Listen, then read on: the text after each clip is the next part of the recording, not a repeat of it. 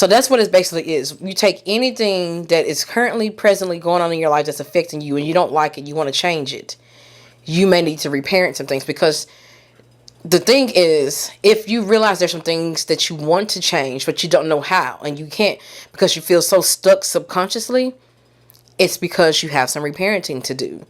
It's like a part of you in you wants to be this person, sees yourself doing better and feeling better, but the other part is like, but I can't. It's because your inner child has been programmed to be a certain way, but now your higher self is trying to emerge and it can't, so to speak.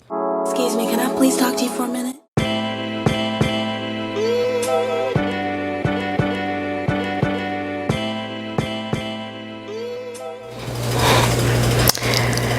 What up, girlfriends? And to everybody else, what up, YouTube? So welcome back to another Hey Girlfriend podcast. And today's topic, as you can tell by the thumbnail, is going to be on how I reparented my inner child. This is solely going to be based on how I did it. And I will say that I reparented myself without even realizing that's what I was doing to heal. So this is all about how I did it. And I did research some things to back up so that you can actually be known, so you can actually know that it was reparenting. That's what I did. But since I've been, like, when I was first healing some things, not even just for my toxic relationships, but when I was trying to heal some things and I was noticing some triggers and things about me and I was trying to heal it, I would trace it back to where it came from. And more than not, it was from my childhood, something from my past and something like that. So I started reparenting myself, which, like I said, I didn't know that's what I was doing. So I started working through those things. And after looking on Instagram and looking at therapist pages, researching things, I started realizing, like, oh, so that was reparenting that I was doing. So I decided to share, because this journey has been quite a journey. That's all I'm going to say. I want to say you need to get ready for this, because it can be heavy.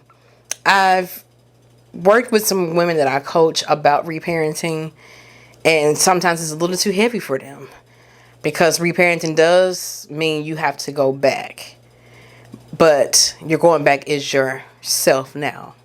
But I'm gonna get right into it, but I'm just letting you know it's gonna be some heavy shit here, but it's gonna lift the weight off.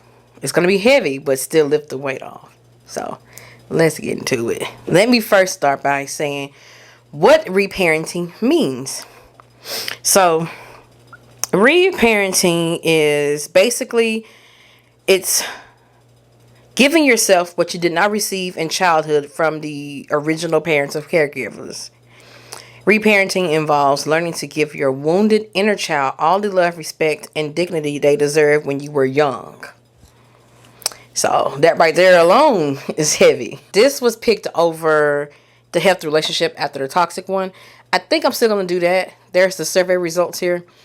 I think I'm still going to do that, but I wanted to do this one first because this was the one that won and beat out the other one.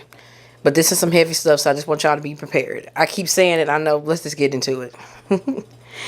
So I want to first talk about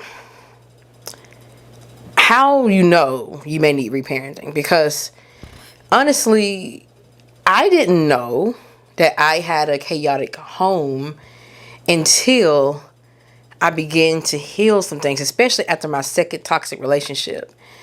And then after healing from that and healing some other things that came up for me, and I was like, so my childhood was that bad?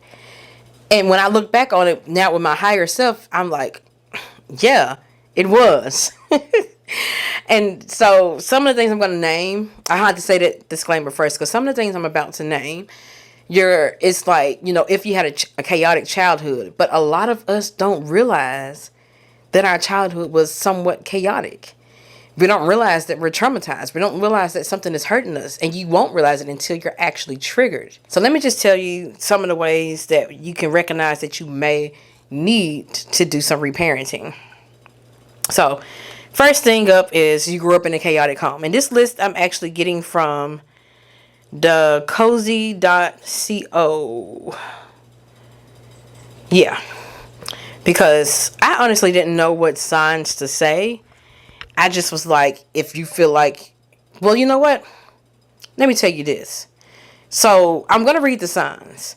But the main thing that you will know is, say if you have some things about you that you want to change, meaning you're self-aware of some things you want to change. You're self-aware of some things and how you are, but you don't want to be that way anymore. That's a sign you may need reparenting. Like, for example, say if you... say if you don't like your body. Say if you find yourself shaming yourself for your body, shaming how you look, talking bad about how you look, but you want to accept yourself and you hate the way that you feel about your body. For me, what I did was to realize, why am I feeling like this? I went back to the source of where it all started and who made me feel that way. And it was my parents. It was my parents. I was going to say it's my mom, but I realized it was both. My dad did it more so indiscreetly, I guess, so to speak. Was it in my face, like calling me names? My mom was in my face calling me names. But yeah, so I went back there and I revisited it emotionally with newer eyes, with adult eyes. And I realized that they were wrong. I can't love myself. So that's what it basically is. You take anything that is currently, presently going on in your life that's affecting you and you don't like it, you want to change it. You may need to reparent some things, because the thing is, if you realize there's some things that you want to change, but you don't know how, and you can't because you feel so stuck subconsciously, it's because you have some reparenting to do. It's like a part of you in you wants to be this person, sees yourself doing better and feeling better. But the other part is like, but I can't. It's because your inner child has been programmed to be a certain way, but now your higher self is trying to emerge and it can't, so to speak. So that's to me, that's the best way to tell. I'm going to give a list of things in case, just to back that up. But everywhere I looked on the internet, I didn't really see what I'm saying. But I guess it's like I personally went through it. So I think of my personal takes on things, because I'm not going to tell you anything that I haven't really gone through myself, But here are some ways off the website, thecozy.co. 9 signs you need to reparent yourself. The first one is you grew up in a chaotic home. But like I said, you may have not known your home was chaotic until you get older and realize, okay, they may have not been quite normal. But so, and they also go to explain that chaos doesn't mean it actually had to be like pandemonium or bad. But if it was chaotic to you and traumatized you, like you had to deal with the feelings from things alone, then you can say that was chaotic. And it goes on to say that chaos can look like parents and or caregivers that had an unpredictable work schedule, that may have been emotionally absent, that maybe made you the parent. They emotionally just shitted on you. That's what it says. So all that can be chaotic. But like I said, some of those things you may not realize were chaotic, especially if you've grown now and your parents have grown and you have a better relationship with them. It may be difficult for you to look back and realize that they weren't the best parent back then. So I feel like it's all about checking in with you and realizing what you want to change and then directing the source. But we'll continue with the list just in case you all need it. Number 2, you have a hard time setting boundaries. So that goes without saying. Setting boundaries can look like you have a hard time saying no. You have a hard time with basically saying what you're uncomfortable with, what you don't want to do, speaking your mind, speaking what you feel. You have a hard time with any of those things. And if you have a hard time with any of those things, they're basically saying that it comes back to boundaries are learned in your childhood. And something that I've realized is that all children really have boundaries. All children, but we look at it, some people look at it, I know especially in my black community, we look at it as a child being sassy. When a child says, no, I don't want to do that, or no, I don't want to hug that person, no, I don't want to share. That's a boundary. Kids have boundaries, but we just strip it from them because we think of it as disrespect, disloyalty, or they're being bad. And so a lot of times we had boundaries stripped from us because our parents just, looked at it that way. And when you go back to your childhood, you realize you had a whole lot of boundaries, but you may have not been, if they may have not been welcomed. Like saying no may have not been welcome. I watched this family on YouTube. It's Laura something. I don't remember her name.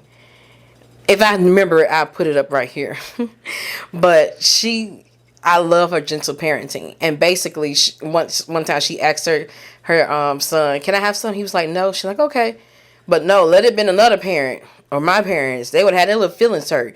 And it's like you were always told that you have to go hug relatives. You have to go do this. You have to do that. You can't say no. Or like even, oh, you're going to hurt their feelings if you don't hug them. What? Don't let me get started. I'm getting off subject because that shit like that was done to a lot of us, but we thought it was normal. And that's why it's now so difficult for us to have boundaries. And it's difficult for us to actually handle other people's boundaries. Because we're thinking, oh, they must don't love us and like us because they're not crossing their boundaries to please me. Like I've been taught to cross my boundaries to please them. So that's number 2. Number 3, your self-worth is dependent on others' opinions. And so that basically means codependency. And you may have the decisions you make and the behaviors you may have been taught to be that way based off what your parents told you to be. And this is how you get your approval. Like you basically, when you have your boundaries stripped from you, of course you don't really know yourself. You're having you stripped from you. And so you're being taught to basically whatever a caregiver or a parent says is what's right, and what you feel and what you say is wrong. What they say is right. So you're looking for approval. You grow up to look for approval in others. And this can show up in your adult life. Like say if you've realized you have self-worth, you don't feel the best about yourself. You look for validation in others.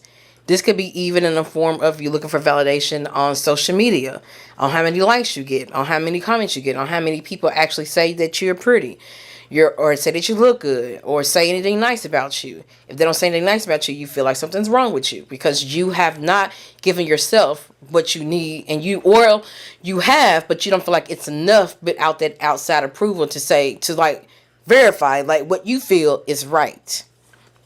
So if you feel like that, you may need to do some reparenting. Number 4, you have no self-care routine. This is a big one. So I look at it, it's like, well, I'll say what they say first, and then I'll give you my thoughts. The article says that it's hard to develop a self-care routine when you feel like you had to take care of everyone else first. It's hard to develop a self-care routine when you feel like you weren't a priority as a child. It's hard to develop a self-care routine when you didn't have parents who effectively attended to your needs.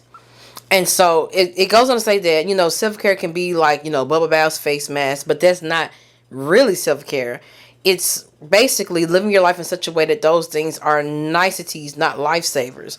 So my take on this that I just really realized, I'm starting to realize, is that another way that you may have a hard time with self-care, meaning I even say keeping your space clean, keeping, everything just nice and neat, or feeling like it's a chore. Sometimes I feel like it's a chore to even just take a shower. I feel like it's a chore. I do it because I know I need to be clean, but I hate feeling like it's a chore. Some people love it. I wish I could love it. I feel like it's a chore. I feel like cleaning my kitchen is a chore. And those are chores. But I realized that the reason why I have such hatred around it and such a bad connotation around it is because of how my mother programmed me with it. Like, she was forceful with everything. Everything had to be done to her standard or it was not good enough. And so when you feel like that, you feel like you don't even want to do those tasks, that you don't want to do it at all because you have a negative feeling around it. And if you had a negative feeling around it, like they mentioned growing up, you're going to feel that way about those things. So this is part of my life that I'm still trying to reparent slowly. But it's a tough part. So we'll probably get more into that later. Number 5, you believe you have no control over your life. It feels as though everything just happens to you and you're just trying to keep pace. And it says that feeling is a huge indicator that you're in reaction mode, not response mode. Reacting looks like flying by the seat of your pants, letting your emotions run the show, and often feeling like if you had the time, you would have done or said things differently. So it's basically you're reacting, going from 0 to 100 real quick without thinking things through, because you don't have control over your own emotions. That means you may have some things that you need to reparent. Number 6, having an opinion and making decisions feels unnatural and overwhelming.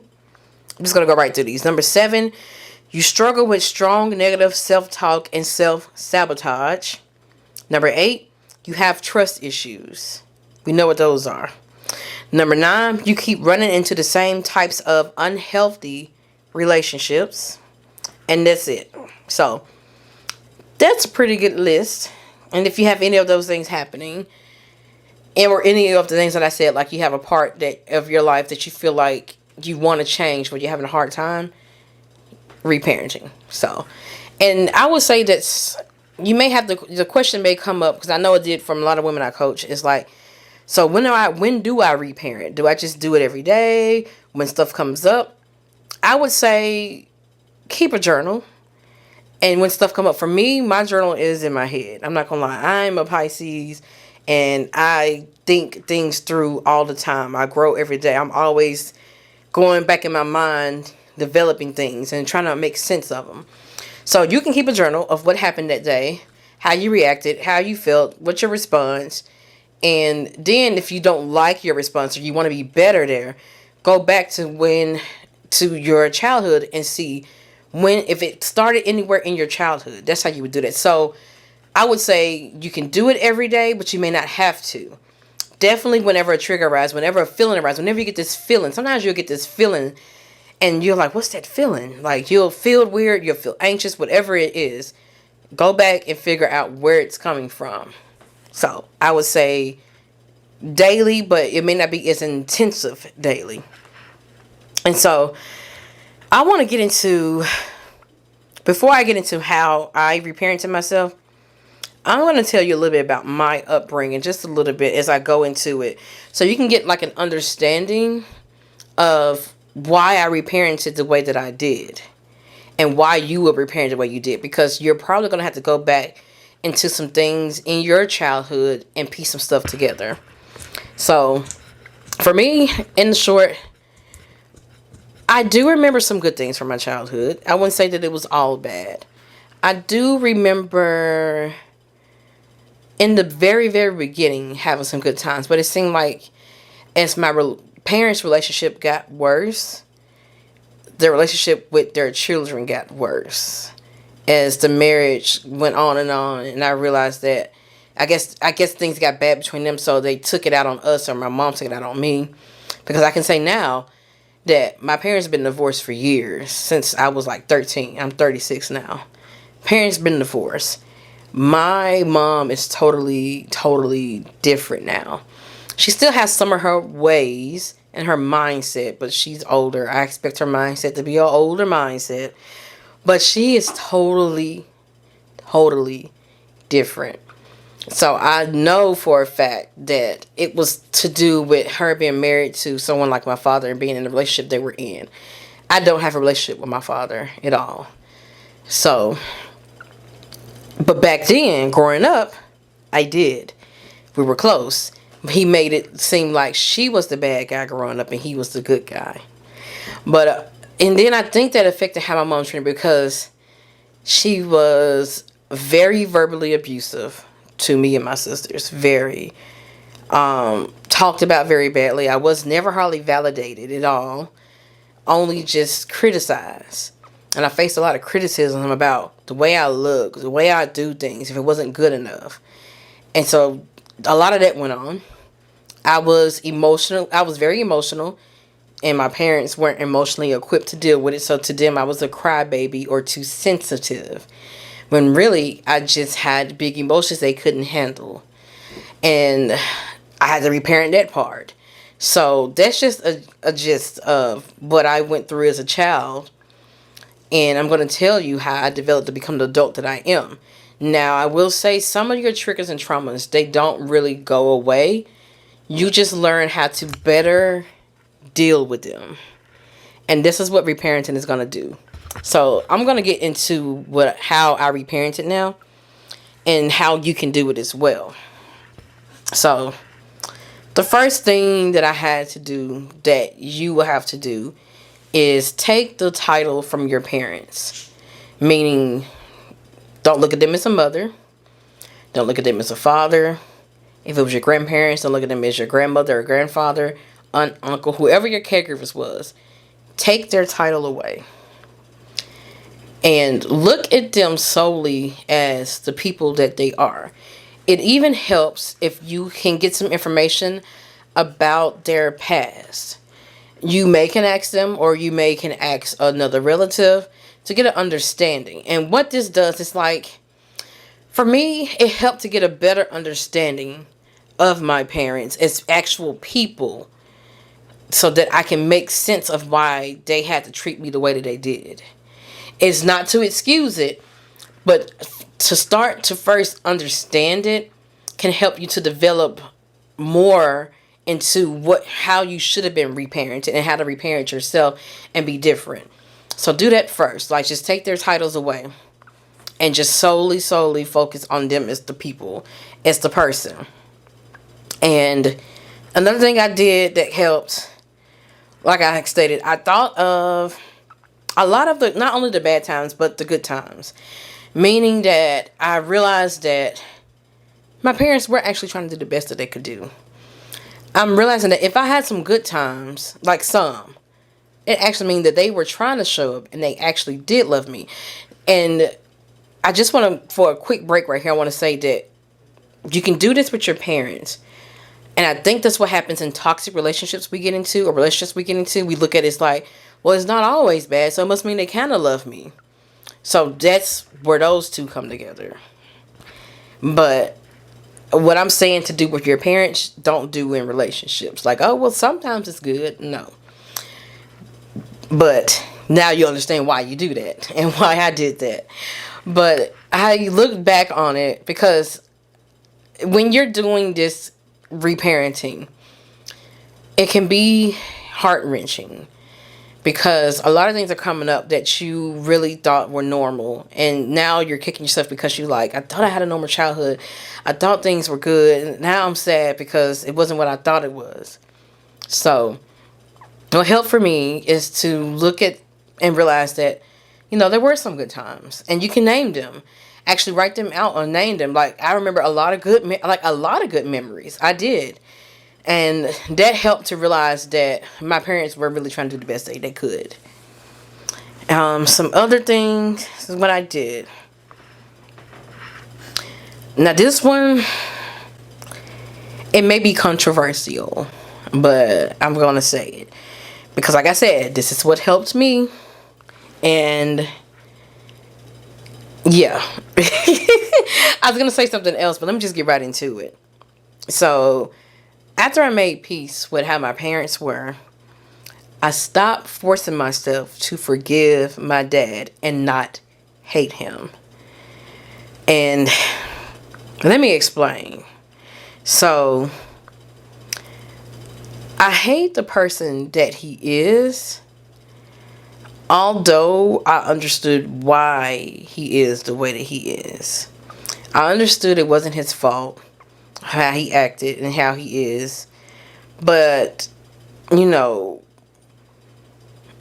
just because you understand something doesn't mean you have to tolerate it. And as I got older, I talked to my mom about my dad's upbringing. And it was heart-wrenching to hear some of the stuff that he went through. And it made me understand him better, but it didn't make me want to have a relationship with him, because I realized that he isn't quite aware of those things and he hasn't tried to change anything. So his hurt is going to hurt me because it had in the past. Like, I'm not going to even get into why I'm no longer in good relationship with my dad, because that's another podcast and I will be talking for a minute. And I'm actually feeling like I'm going to do more on healing father wounds and mother wounds. I think I'm going to do some separate podcasts of that. But yeah. So I remember the exact moment. It was years ago. Maybe about, okay, I remember it was about maybe 4 or 3 years ago. But I remember exactly what I was doing. I remember I was riding in traffic and I was on the family plan. We had been on the family plan with my dad's plan for the longest. Even though I had an estranged relationship with him, I was still on his phone plan because he had to have some type of control. And he made it always feel like that I couldn't get off his plan because of this and that and that. And it's going to be bad. You're not going to find a good deal. It was just always some kind of way he was trying to manipulate me to not do what I need to do for me. I'm grown in a relationship. I was in a relationship with my now husband and everything. And I really wanted my own phone plan. I got tired of just dealing with him. The only time I would get a text from him is when he was saying, your phone bill late. And he would spread rumors around saying, oh, I pay their phone bill. They don't pay they. It was just a mess. And I'm like, how is that right? I didn't want to deal with him, period. So I said, I'm going to get my own phone plan. And I remember it was taking so long for him to get back to me. I had to get information from him to get my own phone plan. And so I was like, I started busting out crying. I was in traffic and I was just like, I'm probably not going to get my own shit because he's just holding it hostage and I'm feeling like I can't. And I said, I just changed my number and not speak to him at all. He won't have my number at all. I didn't want to do that, but I was just so frustrated and so mad. And I was just telling myself, like, I hate him. I hate him. And then it kind of hit me. And I was like, it's okay. And first I was like, I'm not really healed because I keep hating him. But then I thought about it. I was like, I'm not healed because I keep trying to force myself to not hate someone that acts like that. Look at how he acts. Look at how he is. Why would I like someone like that? Why would I force myself to like someone like that? And you could argue and say, well, I'm just neutral. Okay, neutral. I have feelings. I can't just have my feelings be neutral. So that's you, if you want to be neutral. But chances are you're not really neutral as you think you are. And I wasn't. Because when stuff would come up, the feelings would come up. And so at that point on, I told myself, I can hate him and it'll be all right. And I stopped crying. I don't cry over him anymore. And I'm just like, I don't like him. They say, yeah, I don't like him. I don't like the person he is. I don't like how he does things. I don't like him. And it's like, I don't forgive him because he, for one, is not aware of what he's done. I made peace with who he is. That's the thing I want people to understand, is that you can make peace with something and how it happened, why, and all of that. And you can even heal. But you don't have to forgive them. You can just move on. Not everybody deserves your grace. That's something I had to learn. But I have it to where he doesn't affect my life. I'm getting through this without crying. The old me would have been crying, and it's because I kept fighting with myself saying, I'm not supposed to hate him. I'm not supposed to feel this way. I'm supposed to be forgiven and forgetting. No. So, do what you will with that information. Like I said, this is how I reparented, and it's done wonders. It's done wonders for me. That's all I can say. It's like I made peace with the fact that I don't forgive him, that I hate him. So, you can marinate on that. But please don't be in my comments telling me, God says forgive and this and that. Or you can get in the comments and say it. I just won't respond. Next. So, I went back emotionally to my childhood, and I soothed it, my inner child. It's like I rewrote the past to where I win. I say win. I rewrote the past where I actually win. And what happens is that I realized you have to go back emotionally because your brain is going to keep replaying that And it's going to pour out into different aspects of your life. Because your brain wants a beginning, middle, and end. And if the end was unfavorable and the ending caused you to have to go into survival mode, meaning you, like say if you were an emotional child but your parents was just lashing out at you and told you quit being so emotional and all this, although you have felt some things in you that didn't, you felt all these emotions still, and like, what do I do with all these emotions? So what you did instead was just reverted to hiding your feelings and caring more about their feelings and caring more about pleasing them and not being too emotional with them. So that story didn't really end, if you get what I'm saying. So your brain is on a loop. What I did was, when certain things would come up, I would go back to my childhood emotionally. And when I say go back emotionally, this is kind of like shadow work in a sense. You go back emotionally to that time, to certain times, especially times that stick out in your head. And if it's not a certain time you can go back to a time several times and think about how it was in general. Like for example, for me in general, I didn't like how they told me not to be so emotional. And so I go back and I looked at it with my adult eyes, and I realized that I just had two parents that weren't very emotionally available. They were very emotionally distant and didn't know how to be there for me.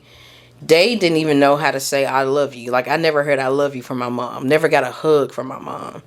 So when I go back with my adult eyes and I realize, because as a child, you're thinking that shit is normal. But as you get older and you see the world and you see things differently, you realize I didn't have that, and that's what the problem is.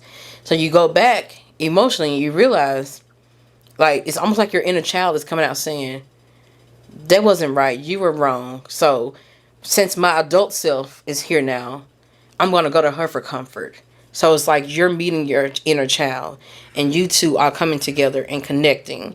And you're telling her that it's okay, they just didn't know, or it's okay now. And whatever you need to tell her that you wish your parents would have told you, you're going to tell her. So think of any time from your childhood, any specific time, or anything that happened back then that, you remember and it was traumatic for you. It could be maybe your parents didn't show up for you sometimes. They didn't show up for you to, like, say if you had a game or you had a concert that you were doing or a talent show, anything that didn't show up, and remember how it made you feel. Remember how it made you feel when they criticized you. If you felt like you could never do anything right. If you felt like that your siblings were favorited over you. If you felt like your parents worked too much and was never there. If you felt like you couldn't say anything. You see the list? It can be a lot of things that your parents are not doing intentionally, but it's still affecting you. But it goes back to remembering that your parents are human first. And when you go back and remember that, it makes this not so hard to deal with, if that makes sense. Because then you start to realize just how human you are and just how you're living is an effect of how they treated you. And it's just the same with them. How they treated you is an effect of how they were treated. And so all of this is basically like humanizing it. And then once you humanize it all and you realize that, it may or may not have been intentionally, but you don't have to forgive or put up with it. I put it that way. Especially if they have not changed it all or acknowledged. My mom has actually acknowledged some things from our past. And the fact that she's different now and she's here now lets me know that she was just really a product of her environment. The marriage to my dad was not the best. And I thought my dad was the best back then, but I realized now that's how he painted the picture. He painted a picture like that so that he can always be seen in a good light, like he was the good one and she was the bad one. So, of course, if she's feeling like that, all this discomfort in this relationship, all the things he was doing to her, it's bleeding on us. So, that's how you make peace with it. And if you're able to forgive your parent, then do so. But if not, it's okay. And anything I want to say on going back emotionally, I don't think so. Just know that something that would help me to go back emotionally is sometimes I would close my eyes and I would imagine my younger self in that situation, whatever it was. And I would imagine adult me meeting her. It's like I looked at it as like two different people. It almost makes me tear up now just thinking like, it's like happy and sad tears. It can be very hard. I'm telling you, this could be a very, very hard part. All the women I coach say that it's very difficult for them to do. And sometimes they'll wait days before they message me back and tell me that they've done it. This can be a very hard part. So take your time, be compassionate. You may have to do it several times. You may have to do it like a couple of times. I'm still healing some parts and still have to go back sometimes emotionally. But say if something happens presently in your life and you're trying to figure out, I don't want to lash out. I don't want to react. I don't want to take things this personally. You can go back emotionally to your childhood and figure out where it came from. Figure out how you reacted to things. How did you see your parents react to things? So it's you going back emotionally because you're taking yourself back there emotionally with your emotions and you're dealing with the emotions from what happened then. Because when you were a child, more than likely you didn't handle the emotions. You more than likely figured out how to survive instead. And that's what's causing you to not thrive now. Because you're still in survival mode, because your body is used to that. Your body is used to feeling that trauma and used to going to that coping mechanism of just surviving. And all the things that I listed before earlier, like the lashing out, reacting, that's survival. Sometimes you may be emotionally unavailable and not be able to be open or vulnerable. That's you surviving and not thriving because you're afraid to. So this is a lot like shadow work. It's a lot like shadow work. Some next things I did. This kind of goes back to what I said just now, but going back to see things with new understanding as your adult self. So, some things I've noticed in my adult life, and I go back to my childhood and realize that, okay, that wasn't really right. Like, for example, for me, I just did some inner child work like last night and I posted it on my TikTok. Check me out. It's I've Been That Girl. Yeah, I've Been That Girl on TikTok. But I did a stitch and this lady was the one I told you about. I think her name is Laura something. She has 2 little boys. But anyway, and she has like 5 million followers. She's great. But anyway, she had a video showing her kids. She said she heard some water running in their little play kitchen she got. She does Montessori teaching. So they have like a little play kitchen. And so she said she heard water running. She went in there to see what was going on and realized he was just washing his dishes randomly. And granted, he was really half-assed washing them dishes. And I'm just cringing. Like, oh my God. But she was writing like little notes at the top, like little cliff notes, I guess, so to speak. And she was like, you know, the important thing here is that they don't look at chores as something that they have to do.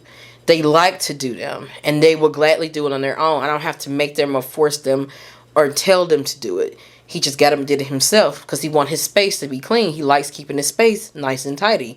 He has good feelings and emotions. She didn't say that, but I'm saying that he has basically good feelings and emotions around keeping his space clean. And she was saying how, what else did she say? Yeah, and in the comments she was like, people were like, did you go back and wash the dishes? Because they're like, they're not really clean. And she was like, yes, but I wait till after they're asleep because the important part is that it's not how it's done. If it's done right, it's just that they want to do it anyway. Because they're kids. Of course, if they get older, they'll probably learn to do it better. Like, oh, this not clean. They're kids. So she said, yeah, I go back. And she said, sometimes she said, I wash them, but still lay them out. Because sometimes they'll come back and want to put up the dishes themselves. And I was just like, oh, I even started crying. Because I'm like, my childhood was not normal. Because even they little kids, they're like 5, 6. And I would still get yelled at. We were just kids. And we would get yelled at if it wasn't done right. If we didn't do it at all. Get woken up out of our sleep. You didn't clean that kitchen. Waking up in the mornings. Like, a lot of people do these jokes about how people are raised in black families or whatnot. Some y'all may be white, but you may have seen on TikTok how they say how it's like raised in a black family's home. And I just look at it and like, that's traumatizing. That's not okay. I thought we were past this. Like, hollering at you to clean, waking you up out of your sleep to clean, and all of that, being fussed at, yelled at, verbally abused. That's how it was done with us. And I realize now that it makes me not want to do those things.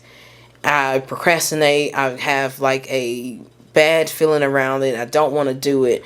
Feel sad, get even depressed sometimes. And I realize because I don't have a good feeling around it because of how my mom made me feel about those things. And so that was an inner child healing moment. I wasn't just following her, because you can get a lot of inner child healing moments from her. Like, watching her and how she raises her kids makes you realize that you could have been raised a bit differently. But, I mean, this stuff is all new. A lot of people didn't know this. And so that's why I say you can make peace with it and know, but it's also now trying to live a better life and live differently. And she's helping with that, to close some chapters and close some things. And that right there was another moment where I realized that I need to create better feelings around those things. So the way I'm reparenting my inner child now with that, when it comes to that, is that, first of all, if I don't want to get to the dishes right away, I don't. And usually my husband does it, but like when it comes to like cleaning, mopping, I can do a little spot clean, and I'm okay with that. My mom, on the other hand, would not have been. That kind of goes into actually breaking out of their standards and creating your own set of standards for your life. Like, so many things that we do it because we feel like it's been ingrained to us that this is the way it has to be done. It can be anything. Like, another one for me is opening up more than one box of cereal. And then I started doing it now, and I felt like it was wrong. But then I thought about it, like, does it really fucking matter? I spilled something on the floor. I used to be so mad at myself, like, damn it. But I'm like, just wipe it up. And I remember as a kid even telling my mom that, and she said I was being smart. I spilled a little water, and she yelling at me, popping me, hitting me. And I would look at her, I'm like, I could just clean it up. And she said, you being smart? And so I would just shut up. And I forgot about that part of me. But as I got older, I realized, like, I don't have to be that hard on myself. I don't have to do things right now. And I set my own standards around it. So a big way for you to reparent is think about, you can even make a list. Think about all of the things that you feel like you have to do. Think of any kind of standards in your life that you have for yourself now. Think about where it came from. And think about how much you like this standard. How do you feel about having that standard? Does it make you feel good to actually follow that standard? I feel like any standard you have for yourself, you should feel good about following it. Because if you don't, then that's how you mess up. Like, sometimes we'll have certain standards and we'll find ourselves, quote unquote, messing up. But that's because we are following someone else's standard, not something that feels natural to us. So it feels natural to me to actually, eat and then clean up tomorrow. Why do I have to do it before I go to sleep? What's going to happen if I leave the dishes in the sink overnight? Not a goddamn thing. But in my mom's head, oh, that's laziness, that's this and that. But you have to get your mom or your caregiver or your parents' voice out your head. And sometimes you have to sit down and write it out. Or if you can catch yourself in daily habits, daily things, ask yourself, is this my mom talking to me? Or is this me? Or is this my dad or uncle, grandpa, whoever it was? Is this some talking to me? Or is this my standard? And like I said, a major way is to see how you feel about it. Does it feel forced? Or does it feel natural? That's how I do it. So that's a big part. And it's like, it's a little, not scary, it's a little funny feeling at first to go your own way. But the more you do it, the more you're like, I am the adult now. I get to make the fucking decisions. I can do what I want. I don't have to go with anyone else's standards. If I want to cook and clean the fucking Mara, I can. Yes, I said the fucking Mara. Because this stuff just really blew my mind. And it'll blow your mind too. It's like so many things that you have going for your life was based off how someone else told you to be, how your parents told you to be. So make that list, or even in your daily, like in the daily habits, just tell yourself you're going to be present today, and you're going to see what you do and how you do it, even when it's like work. Like, oh, that's another big thing. When me work, my mom is a workaholic. Work every chance she get. Don't take a day off. Every birthday, work all the time. And I remember I was trying to do that, but I would literally get tired, drained. And in my head, the story I would tell myself was that I'm lazy because that's what she told me. But as I got older and I went to therapy for work-related stress, this was years ago, and I started realizing that I'm stressed the fuck out and I can't handle it. But it doesn't mean there's something wrong with me. I'm just different than my parents. She's made up different. Maybe she's made up different than me. I can't do this. I have to find fulfillment somewhere else. And that's when I started doing this. Well, I've been doing my Instagram page, but I started getting more into it and monetizing things, coaching and doing more. I started pouring myself more into it because I realized I can have a different future than the one that she thinks I should have. Well, not, she is supportive of what I do. I can have something different than what she has, which is just working hard. I can actually enjoy what I do. And she has a fear of a lot of things. She's feared getting on flights, feared going places, doing other things, doing anything new. And I realized I can break out of it. Like, a lot of the fears I had was the ones she instilled in me. So it's like, how much of you is really you? Like, really you. Like, it's okay to take some of the lessons your parents have given you, because they may have given you some good ones. My mom has actually given me some good ones. One good one that I would say is that we were talking about it last night when she was over here. And I was saying how it only takes my mama one time to make a mistake, and she ain't gonna make the same mistake again. She learned from it, but she forgives herself for it. I remember hearing her distinctly when I was younger, when she'll do something, she's like, "Oh, damn, I know now." That's her little saying, and I do that now when anything bad. I'm like, "Damn," I be mad, but next instant, well, I know now. So that's why I said a lot of this you can take the good and the bad. You have to, so this won't be so hard. And because you don't want to feel like your parents just absolutely did not love you. Although that may be the case for some of you. And my heart goes out to you if that's the case. But I also want to tell you that it's not your fault either. Like, that's not your fault. That's all I can say. Because you didn't ask to be here. And all it is just someone that wasn't ready to love you, or didn't know how, or didn't have the tools to do that, can make you feel loved. So, but that's something deeper that you'll have to get into. And what else did I learn? What I do, I mean, that's it, dang. But some other stuff I want to add is that basically I became the person or the parent that I needed back then. And it's like, that's how I am navigating my healing journey. If you needed compassion back then, be compassionate now to yourself. That's what I'm doing. It's like I'm giving me all the things that I needed as a child to myself now. And I seen this TikTok, and I actually have it on my page, on my TikTok, and I shared it and I stitched it. And she was like, the person you would have felt safe with then is the person you are now. And for some of us, I realized that may not be true. And it's because we may be living in our shadow self may be still in the shadows. And shadow self is not something that's just negative. It's just a part of you that you've put away, and you've picked up the survival armor to survive. And your real self is in the shadows, so to speak. It's not always a dark thing. It's just parts of you that you feel like you can't be, and you've put it in the shadows.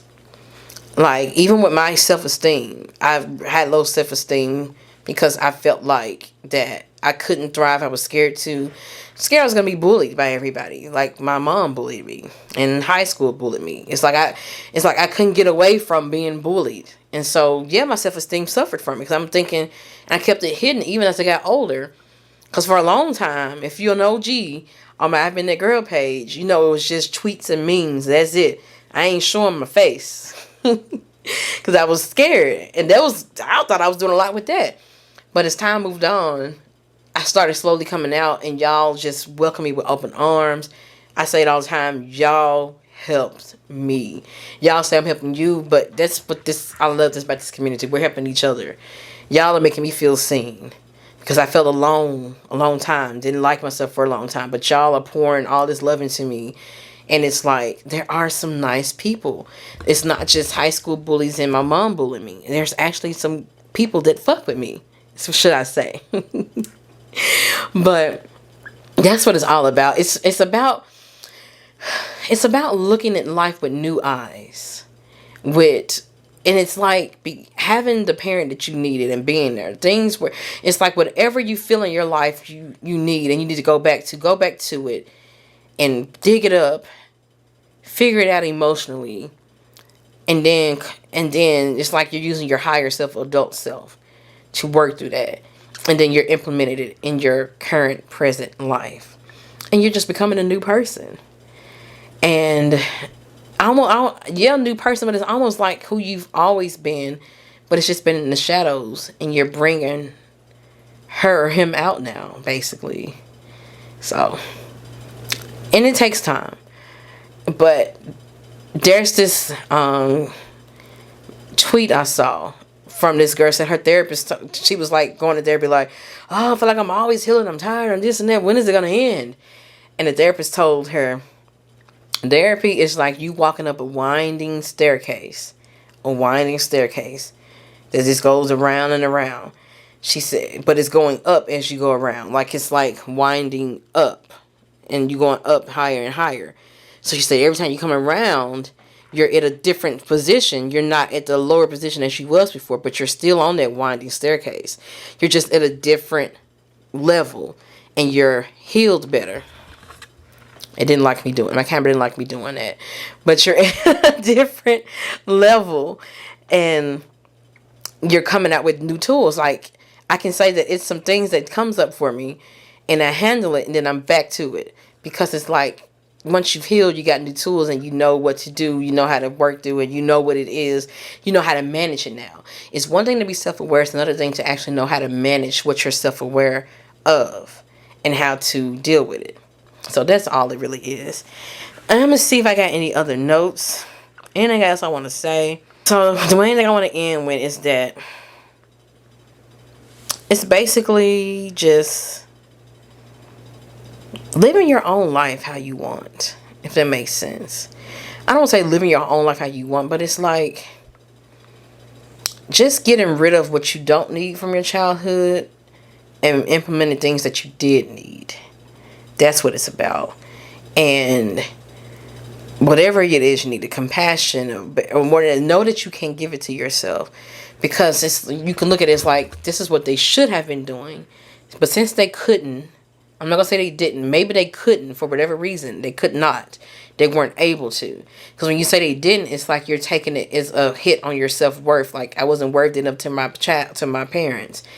What it really is that your parents are uninformed in that area, or they feel unworthy themselves of doing something. So instead of making it sound like they are the ones with the issue, they're taking it out on you and projecting it onto you. That's with anybody, not just parents. That's with anybody, what they do. And so what you're doing is that you're just learning to live life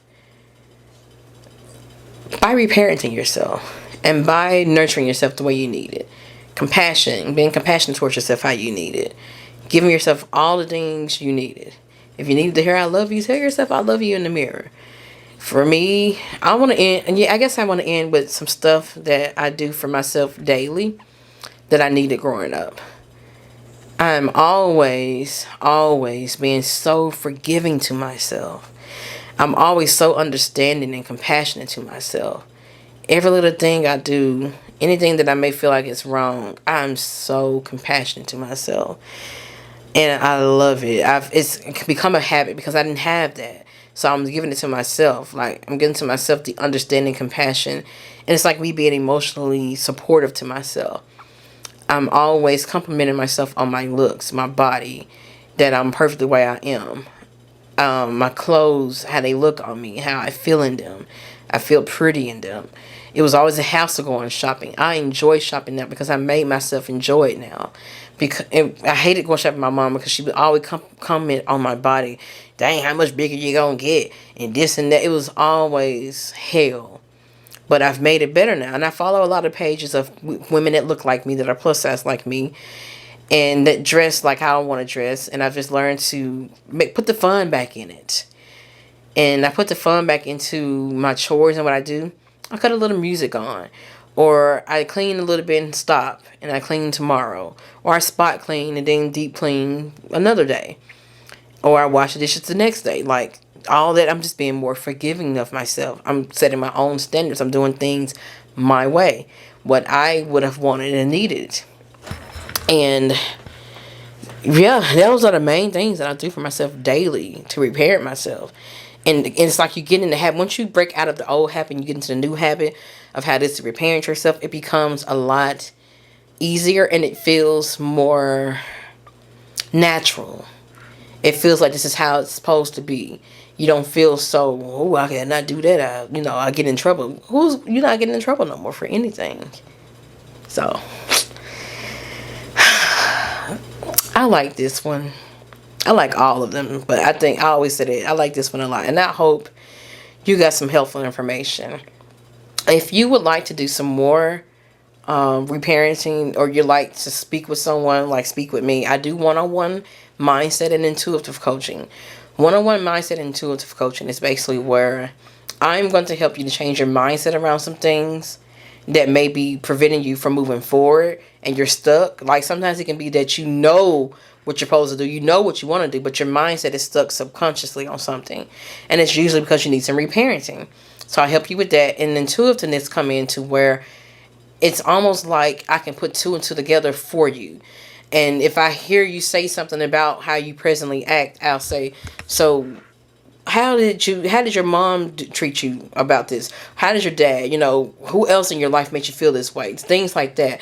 My intuition has come into where I realize that when you tell me things, I put the pieces together for you. So one-on-one coaching is on my Patreon, patreon.com. Everything is linked in the description on every video.